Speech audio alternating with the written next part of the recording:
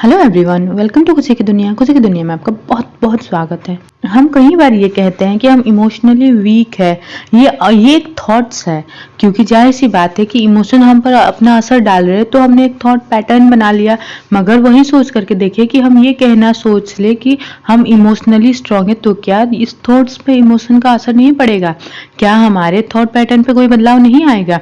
ऐसी बहुत सारी बातें जो थॉट्स इमोशन के लिए हमको समझने की कोशिश करनी पड़ेगी। तो आज की बुक समरी कुछ इसी बारे में है। तो चलिए स्टार्ट करते हैं आज की समरी, जहाँ पे हम समरीज को सुन सकते हैं, लर्निंग्स को अपनी लाइफ पे इम्प्लीमेंट कर सकते हैं और लोगों तक में पहुंचा सकते हैं। तो चलिए स्टार्ट करते हैं आज की summary, the tool kit for modern life 53 ways to look after your mind, जिसे लिखा है एमा हेपबर्न ने। इस बुक के ऑथर डॉक्टर एमा एक क्लिनिकल साइकोलॉजिस्ट है। वो लोगों को उनकी मेंटल हेल्थ की देखभाल करने में बहुत मदद करने के लिए पैशनेट है। वो इंस्टाग्राम पर अपनी ड्राइंग के जरिए लोगों को मेंटल हेल्थ को समझने की में हेल्प करते हैं। एमा को 2021 में यूके के प्राइम मिनिस्टर ने सम्मानित किया था। उन्हें 2019 और 2020 में लवी बेस्ट ऑफ इंटरनेट अवार्ड भी दिया गया। तो चलिए बिना देर के स्टार्ट करते हैं आज की book summary, the tool kit for modern life 53 ways to look after your mind by Emma. अपनी रोजमर्रा की जिंदगी को मैनेज करना चैलेंजिंग हो सकता है, ये सब थकाने वाला हो सकता है। हमारे कामों में प्रोजेक्ट पूरा करना, फाइनेंस को मैनेज करना, बच्चों की देखभाल करना और बहुत सारे काम शामिल होते हैं, और ये सब हमको भारी और बोझ की तरह लग सकता है। लेकिन यह समरी हमको बताएगी कि कैसे हम लोग अपने बिजी शेड्यूल में भी अपने दिमाग की देखभाल कैसे करते हैं। अपने दिमाग की देखभाल करना बहुत जरूरी है। हमारा दिमाग इस बात का ख्याल रखता है कि हम अपनी जिंदगी कैसे जीते हैं। यह हमको प्लान करने, जवाब देने, रिस्पॉन्ड करने, याद रखने, बातचीत करने और कुछ बनाने में मदद करता है। अच्छी मेंटल हेल्थ हमारी जिंदगी को और भी जीने लायक बना देती है। सभी की मेंटल हेल्थ एक स्पेक्ट्रम की यानी नेगेटिव या पॉजिटिव वे में बदल सकती है। इसकी देखभाल करना ठीक वैसा ही जैसे हम अपनी फिजिकल हेल्थ की देखभाल करते हैं। अपनी मेंटल हेल्थ को एक जार की तरह समझिए। इस जार को स्ट्रॉबेरी और रेस्पबेरी से भर दीजिए। स्ट्रॉबेरी यानी कि वल्नरेबिलिटी यानी कि कमजोरियों को दिखाती है, यानी रसबेरी स्ट्रेसनेस को दिखाता है।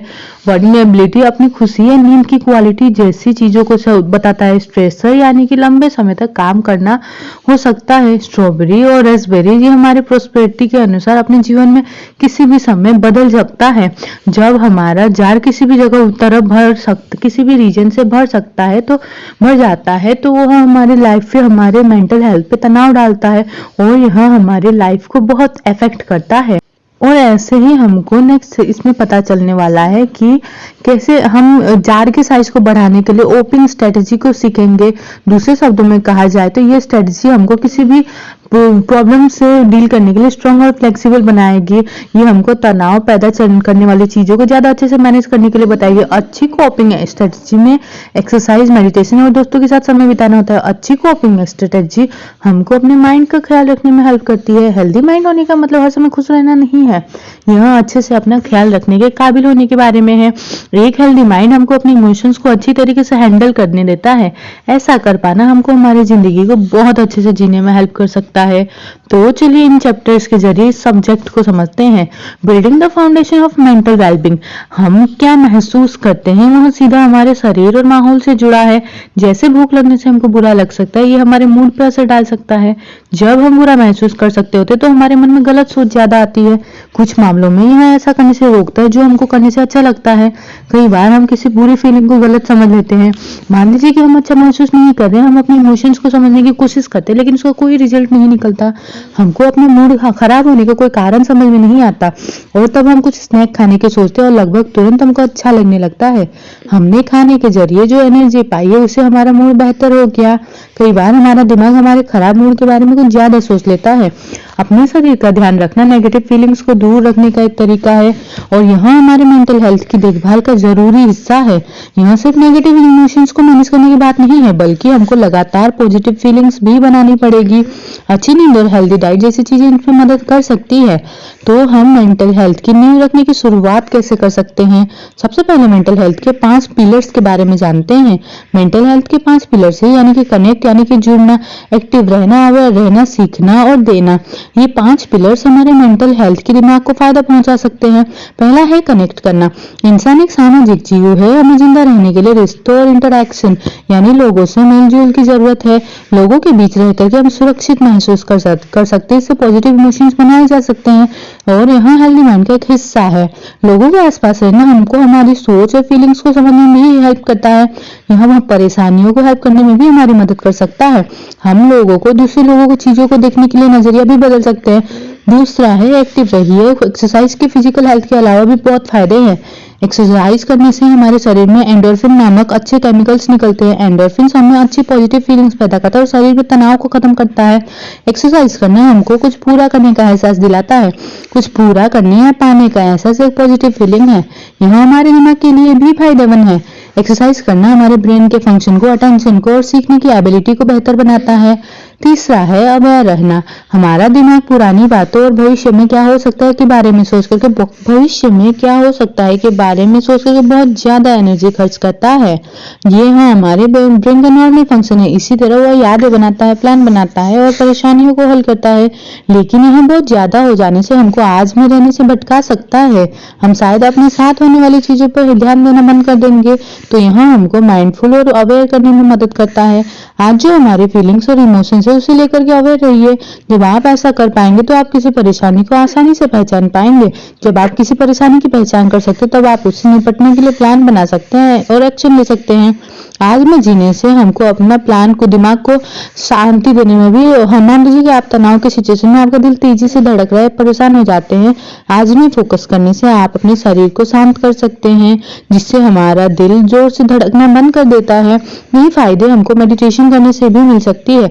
लेकिन ऐसी और भी एक्टिविटी है जो हमको आज में रहने में हेल्प कर सकती है, जैसे कि पेंटिंग, एक्सरसाइज या कुछ स्पोर्ट्स खेलना। यह एक्टिविटीज हमको हमारे सेंसेस को बिजी रखने में हेल्प करती है, हमारे आसपास की चीजों को ध्यान देने और उसमें अवेयर रहने में मजबूर करती है और यही हमको आज में रहने में मदद करती है। चौथा है सीखना। कुछ सीखना हमारे दिमाग के लिए एक एक्सरसाइज की तरह है। यह हमारे दिमाग को एक्टिव रखता है। जब हम कुछ सीखते हैं तो हम आइडियाज के बीच में नए लिंक्स बनाते हैं, साथ ही हम नए आइडियाज भी तैयार कर सकते हैं और यहाँ सब पॉजिटिव फीलिंग्स बनाते हैं। यह हमको कुछ अचीव करने और खुद पर गर्व महसूस करने जैसी फीलिंग देती है। इसके long term physical health benefit भी है। हम जितना ज्यादा सीखते हैं ब्रेन उतना ही बढ़ता है और डेवलप्ड होता है। कई लोगों के लिए कुछ सीखना तनाव भरा हो सकता है, लेकिन शायद इसलिए ऐसा है क्योंकि हम इसे एग्जाम या फेलियर से जोड़ते हैं।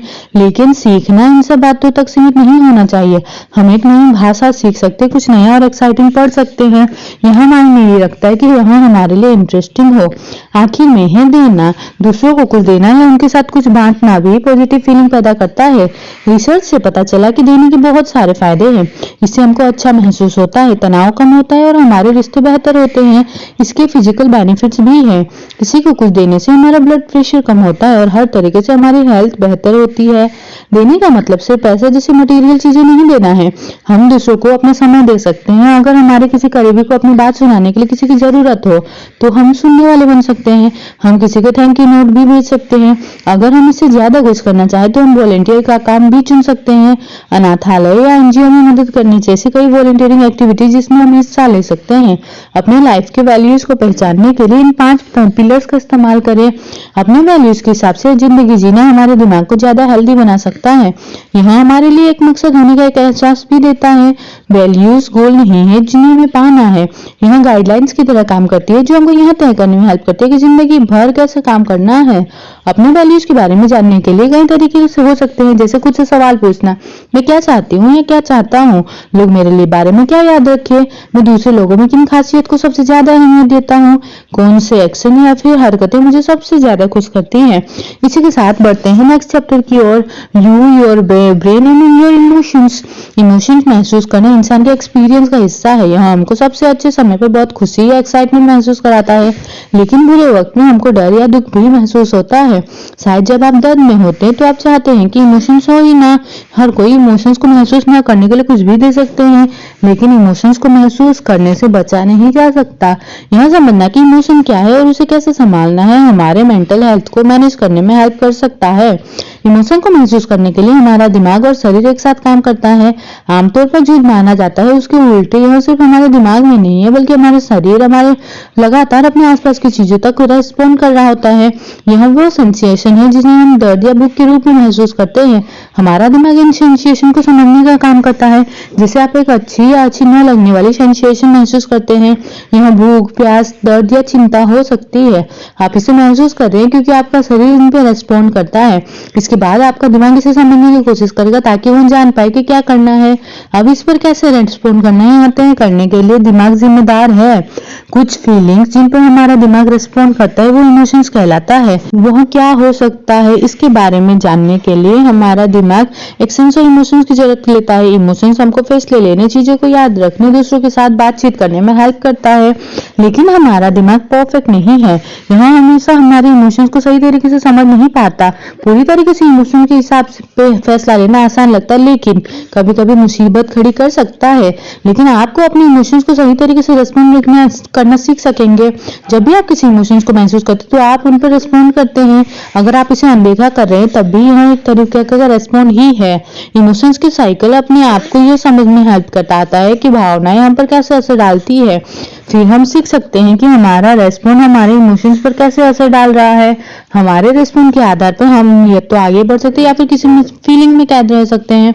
हमारे इमोशंस के साइकिल को समझने के लिए यहाँ 5 स्टेप हैं। सबसे पहले है इमोशंस और उसकी जड़ को पहचानना। हम कैसा महसूस करते हैं, यहाँ पहचानने से स्टार्ट कर सकते हैं। हम जितने चाहे उतने शब्दों को इस्तेमाल कर सकते हैं। इसमें उदासी, गुस्सा, बेचैनी या इनसिक्योरिटी शामिल हो सकती है। हम कैसा महसूस करेंगे उसे सही तरीके से बताने के लिए हम जैसा भी डिस्क्रिप्शन देना चाहिए दे सकते हैं। याद रखें कि इमोशंस को महसूस करने का कोई सही या गलत तरीका नहीं होता। अपनी फीलिंग्स की ओर रिस्पॉन्ड करने के लिए उसे पहचानना जरूरी होता है। दूसरा, पहचाने कि आप क्या सोच रहे हैं। अपने इमोशन का मूल कारण खोजने की कोशिश करें। किसी चीज में उसे उस इमोशंस को जगाया देखने पता करने की कोशिश करें। क्या वो इंस्टाग्राम पोस्ट थी, क्या पोस्ट देखकर के आप यहाँ सोचने लगे कि ये लोग बेहतर है मुझसे। यह सोच और भी नेगेटिव थॉट्स का पैदा करने का कारण बन सकती है। तीसरा, समझिए कि आपकी इमोशंस आपके शरीर पर कैसे असर डालती है। आप फिजिकली कैसा महसूस करते हैं, इसके बारे में अपने अंदर अवेयरनेस लाएं। जब आप इस इमोशंस को महसूस करते हैं तो आपके शरीर में क्या हो रहा है। आप जो महसूस करते हैं उसे आप लिख भी सकते हैं, जैसे कि आपका चेहरा लाल हो गया, जैसी बातें शामिल कर सकते हैं। अगर आपका दिल तेजी से धड़कने लगता है तो आप उसे भी लिख सकते हैं। चौथा, आपने जो किया उसके बारे में सोचिए, ऑब्जर्व करिए और नोट करिए। क्या आपने इमोशन पर रिस्पॉन्ड करने के लिए क्या किया। मान लीजिए एक मॉडल के इंस्टाग्राम पोस्ट की वजह से आप इनसिक्योर महसूस कर रहे हैं। इनसिक्योर महसूस करने के बाद आपने क्या किया, क्या या आप फिर भी उस पोस्ट को देखती रही। क्या आपने फोन बंद करके रख दिया। अपने खुद को महसूस कराने के लिए क्या किया। कि 5वां, इस बारे में सोचिए कि आपके रेस्पॉन्ड आपके लिए कितने मददगार थे। आपने चौथे स्टेप में जो किया, क्या उससे आपको बेहतर महसूस हुआ, क्या उसके आपको बुरा लगा। नेगेटिव इमोशंस के साइकिल को रोकने के लिए आप यह भी कर सकते हैं। किसी चीज के बारे में बुरा महसूस करने के लिए हमको खुद को सजा देने की जरूरत नहीं है। इमोशंस के नेगेटिव साइकिल में फंसना आसान होता है। इन स्टेप्स को करने से हमको इससे बचने में हेल्प मिल सकती है। Responding to emotions, what we do. जैसे हमारे इमोशंस हमारे व्यवहार पर असर डालते हैं, बिल्कुल वैसे ही हमारे व्यवहार भी इमोशंस पर असर डालते हैं। जैसे मान लीजिए कि आप काम में तनाव महसूस कर रहे हैं, इसीलिए आप बाहर निकल करके थोड़ी हवा खाने का फैसला करते हैं और पार्क में टहलने जाते हैं। यह शेयर करना ही आपको रिलैक्स करने में हेल्प कर सकता है और इससे आप बेहतर महसूस करने लगेंगे। अपने दिमाग का ख्याल रखने के लिए कहीं तरीका खोजने के लिए जो प्रोसेस है वो लगातार चलना चाहिए। हमको अपने शरीर और दिमाग के लिए अच्छी आदतें और व्यवहार बनाना सीखना होगा। यहाँ ऐसा करने के कुछ तरीके हैं। बदलाव चाहना और गोल सेट करना अपने मेंटल हेल्थ के लिए अच्छी आदतें बनाने का एक तरीका है। बदलाव लाना कोई आसान काम नहीं है। यह हमारे दिमाग पर न्यूरॉन्स और उनके द्वारा बनाए गए पाथवेज यानी रास्ते से जुड़ा है। मान लीजिए कि आपको स्नैक्स के तौर पर चिप्स खाने की आदत है, लेकिन आप उसे बदल करके फल खाने की आदत डालना चाहेंगे, तो आपको पता चलेगा कि इन आदतों को बदलना इतना आसान नहीं है। ऐसा इसलिए क्योंकि आपके दिमाग में उस खास आदत के लिए एक न्यूरल पाथवे बनाया है। न्यूरॉन्स के लिए उस पाथवे में जाना बहुत आसान है। दूसरे शब्दों में कहा जाए तो यह व्यवहार अपने आप में यानी कि ऑटोमेटिक क्रिया आता है। आप उस काम को इतनी बार कर चुके हैं कि उसे करते टाइम आप नोटिस भी नहीं करते, इसीलिए इसे बदलना बहुत मुश्किल हो सकता है। आदत बदलना एक नया पाथवे बनाने की तरह है। उस रास्ते के बारे में सोचें जिसे होकर के आप हर दिन काम में जाते हैं। वो रास्ता आपके लिए बहुत आम हो गया, जिस पे चलना आपको बहुत आसान है। अब एक नए रास्ते के बारे में सोचिए जो जंगल से होकर गुजरता है, जिसमें कोई सांप या फंगल नहीं है। उस पर आपको बहुत बार चलना पड़ेगा क्योंकि ताकि वो बहुत संगल रास्ता बन जाए। जैसे रास्ता बन जाएगा उस पर चलना आसान होगा। इसी इसी तरीके से न्यूरॉन्स और पाथवेज काम करती है। नई आदत बनाने का मतलब है नया रास्ता बनाना। यह आसान नहीं होता, इसके लिए लगातार मेहनत और समय की जरूरत पड़ती है। आपके मेंटल हेल्थ के लिए नए व्यवहार और आदतें बनाने के लिए हम आपकी मदद करने के लिए कुछ तरीके हैं यहाँ पे। मीनिंगफुल गोल सेट करना। रिसर्च से पता चला कि गोल सेट करना आपको यह पहचानने में हेल्प कर सकता है कि आप जिंदगी में क्या हासिल करना चाहते हैं। जब आपके पास गोल होते हैं तो उसके पाने के चांसेस बढ़ जाते हैं। आप अपनी मेंटल हेल्थ के लिए एक अच्छी आदत या व्यवहार को शामिल करने का गोल बना सकते हैं, जैसे एक्सरसाइज करना, ज्यादा पानी पीना या मेडिटेशन करना। यह पक्का करें कि आपका गोल स्पेसिफिक और मेजर किया जा सके, जैसे हर दिन में 10 मिनट मेडिटेट करना। अगर आपका गोल कुछ ऐसा है जिसे करने में आपको मजा आता है तो आप उसे करने के लिए एक्साइटेड है, तो ये भी मदद कर सकता है। अगर आपको मेडिटेशन में इंटरेस्ट नहीं है तो यह शुरुआत करने के लिए सही गोल नहीं है। छोटी छोटी आदतें को अपनी जिंदगी में शामिल करें। ज्यादा पानी पीना या शहर पर जाने जैसी छोटी छोटी आदतें फायदेमंद होती है। यह हमको कुछ अचीव कर पाने के लिए फीलिंग्स को लाने में हेल्प कर सकता है। इसके हेल्थ बेनिफिट भी है। अपने जीवन में छोटी आदतों को शामिल करने के लिए इन 4 स्टेप्स को फॉलो करें। सबसे पहले नई आदत को पुरानी आदत से जोड़े। किसी नई आदत को पुरानी आदत से जोड़ने के साथ उस पर टिके रहना आसान होता है। पुरानी आदत नई आदत के लिए हिंट की तरह भी काम करती है, जिससे आपको सुबह उठ करके ज्यादा पानी पीने की नई आदत डालनी और आपकी पुरानी आदत है कि हर सुबह उठ करके ईमेल चेक करना। आप इन दोनों को अपने आपस में जोड़ सकते हैं। और चेक करने के बाद, ईमेल चेक करने के बाद एक गिलास पानी पीजिए। दूसरा है अपनी आदतों को छोटा, खास और आसानी से किया जाने वाला करें।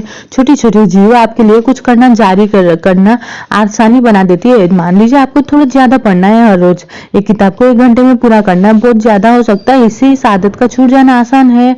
इसके बदले इस आदत को छोटा कर दीजिए, जैसे ये तय करिए कि हर रात आप 10 पेज पढ़ेंगे। इसे रोज करना आसान है और ऐसा करने से आपको सक्सेस की फीलिंग महसूस होगी। तीसरा है एक बार में एक ही चीज करे। एक बार में बहुत सी चीजें नहीं करने से कोशिश करने से बहुत ज्यादा थकाने वाला या डराने वाला हो सकता है ये काम, और यह हमको निराश भी कर सकता है। चौथा, ये पक्का करे कि आपका माहौल काम को पूरा करने में आपकी हेल्प करे। अपने लिए नई आदत को पूरा करना आसान बनाए। जैसे आप हर रात को पढ़ना चाहते हैं तो किताब को अपने बिस्तर के पास रखें, ताकि ऐसा करना आपके लिए आसान हो जाए। फेलियर की ओर रिस्पॉन्ड करना या उससे डील करना, जिंदगी में फेलियर का सामना करना नॉर्मल है। जब आप थका हुआ या हारा हुआ महसूस करते तो पुराने तरीकों में लौट जाना आसान रहता है। फेल होने पर खुद से दुखी ना हो और सीखने और बढ़ने के बहुत सारे मौके होते हैं। अपने अचीवमेंट की ओर जाने पर फोकस करें। फेलियर के कारण खुद को डटे रहने से ना रोके। नेक्स्ट है responding to emotion, what do think. हमारे थॉट्स हमारे मेंटल हेल्थ के लिए जरूरी है। वह बहकाते हैं, वो हमसे सच में चीजें करवा सकते हैं। जैसे कि नींबू उठाकर कुछ चूसने के बारे में सोचे, इसके बारे में सोचने भर से हमारे मुंह में पानी आ जाएगा। हो सकता है कि हम अजीब सा भी मुंह बनाने लगे। भले ही आपने नींबू न चूसा हो, लेकिन उसकी सेंसेशन असली थी। इसे पता चलता है कि सोच हमसे चीजें करवा सकती है। थॉट्स हमारे आसपास की चीजों को देखने के तरीकों पर भी असर डालती है। जब हमारे दिमाग में कुछ चल रहा होता है तो हमारा पूरा ध्यान उस पर ही होता है और हमको उस चीज को आसपास ढूंढने लगते हैं। जैसे कि मान लीजिए हमको कुत्ते पसंद नहीं, हर बार रास्ते पर चलते हुए हमको आसपास सभी कुत्तों को नोटिस करते हैं, हम उनसे बचने की पूरी कोशिश करते हैं। हमारे थॉट्स हमारे और दूसरों के बारे में कहानियां बताती है। इससे हमारे थॉट्स हमारे रिस्पॉन्ड, एक्शंस और बिहेवियर पर असर डालती है। अगर आप सोचते हैं कि लोग हमको पसंद नहीं करते, तो यहाँ थॉट्स हम लोगों के साथ साथ हमारे व्यवहार पर भी असर डालती है। फिर भी हम खुद को ट्रेन कर सकते हैं ताकि नेगेटिव थॉट्स पर हमारा कोई असर ना पड़े। कई बार यह चीजें सच लगती है कि हम ऐसा सोच रहे होते, लेकिन इसका मतलब नहीं है कि वो असल में सच हो। हमारा दिमाग किसी भी जानकारी को हमारी फीलिंग्स, थॉट्स, विश्वास और पसंद नापसंद के हिसाब से प्रोसेस करती है। नेगेटिव थॉट्स से लड़ने के लिए खुद को ट्रेन करने के 2 एक्सरसाइज हैं। स्पॉटिंग थॉट्स शुरू करके अपने दिमाग में चलने वाले थॉट्स पर गौर करना सीखना पड़ेगा। खुद से पूछना पड़ेगा कि हम क्या सोच रहे हैं और किस चीज पर फोकस कर रहे हैं। फिर यह सोचिए कि ये थॉट्स हेल्पफुल है कि नहीं। खुद को ये याद दिलाना जरूरी है कि हमारे थॉट्स वेस्ट नहीं है। खुद से पूछिए कि क्या ये यूजफुल है और इस बात पर गौर करिए कि ये हमको कैसा फील करा रही है। सेकेंड है रिकॉग्नाइजिंग पैटर्न ऑफ थॉट्स, मतलब अपने सोचने के तरीकों को पहचाने। हमारे थॉट्स थॉट्स अक्सर एक थीम्स या पैटर्न को फॉलो करती है। उन्हें पहचानना हमको रोकने में हेल्प कर सकता है। ये कुछ कॉमन पैटर्न है। खुद को दोषी ठहराना या फिर खुद को उन चीजों के लिए समझदार समझना है जो आप कंट्रोल नहीं कर सकते। जंपिंग टू कंक्लूजन यानी कि पूरी बात जानिबने या गलत फैसला लेना, जैसे ये सोच लेना कि हम प्रेजेंटेशन में गड़बड़ी कर देंगे, वो भी तब जब हमने उसे कुछ बोला ही नहीं। मास्क अजम्पशन, छोटी छोटी बातों के बेसिस पर कंक्लूजन निकालना, जैसे कोई एग्जाम में आपके कम मार्क आए, आप इसके कारण ये सोचने लगते हैं कि आप में कम अकल है, लेकिन सच नहीं है, क्योंकि आप छोटी छोटी गलतियों या चीजों को देख करके बड़ी बातें कह रहे हैं। नेगेटिव थॉट्स के साइकिल और पैटर्न को पहचानना, उसे सीधा लड़ना मुश्किल हो सकता है। ऐसा करना सीखने के लिए समय और पेशेंस और प्रैक्टिस लगती है, और जब आप अपने थॉट्स से जीत जाते तो आप खुद को भी जीत सकते हैं।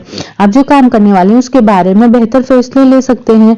आप खुद को अच्छा महसूस करा सकते हैं। सभी हमारे मेंटल हेल्थ के लिए फायदेमंद है। और अब आता है कंक्लूजन। तो मुद्दा मामला ऐसा है कि समरी में हमने सीखा कि अपने मेंटल हेल्थ का ख्याल कैसे रखना है। सबसे पहले हमने मेंटल हेल्थ के 5 विलेंस के बारे में जाना। कोप करने की ऐसी अलग अलग स्ट्रेटेजी है जिसका हम इस्तेमाल कर सकते हैं। वहाँ 5 पिलर से कनेक्ट मतलब जुड़ना, अवेयर रहना, एक्टिव रहना, सीखना और देना।